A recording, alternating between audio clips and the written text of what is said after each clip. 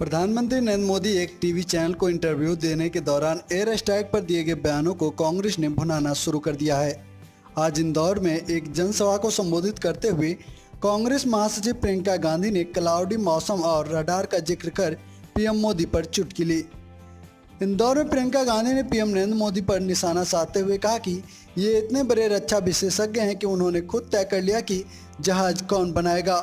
जिसने कभी जिंदगी में जहाज नहीं बनाया उसे जमीन भी दे दी।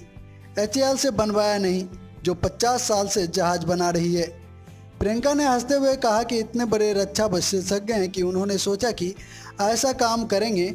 मौसम क्लाउडी है, रडार में नहीं आएंगे। ये रडार पर आ गए हैं। अब चाहे बारिश का मौसम हो या खुली धूप हो, सब समझ गए हैं कि इनकी राजनीति की सच्चाई क्या है। वहीं इंदौर में ही एक और वाकया हुआ। दरअसल यहाँ प्रियंका गांधी जब रोड शो के दौरान रामचंद्र नगर में लोगों से मिल रही थी, उस दौरान लोग मोदी मोदी के नारे लगाने लगे। मोदी मोदी सुनकर प्रियंका ने अपनी गाड़ी रुकवाई और लोगों से मिली। लोगों से मिलते हुए प्रियंका ने कहा कि आप अपनी जगह और मैं अपनी जगह। इतना कहने के बाद वे लोगों को बधाई देते हुए निकल गई।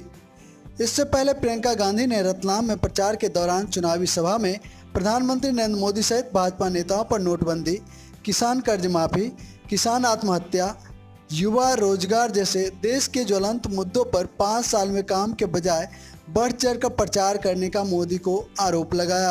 प्रियंका गांधी ने कहा कि ये सच नहीं कहते हैं, ये आपको झूठ से गुमराह करना चाहते हैं ताकि इनकी सत्ता बनी रहे, ये सत्ता में रहे और आपको कुचल डाले, इस लोकतंत्र को तोड़ डाले।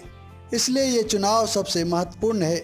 कांग्रेस महासचिव ने आरोप लगाया कि भाजपा नीति NDA सरकार के 5 साल के शासन के दौरान देश में 5 करोड़ रोजगार खत्म हुए हैं। केवल नोटबंदी के कारण देश में 50 लाख रोजगार कम हुए हैं।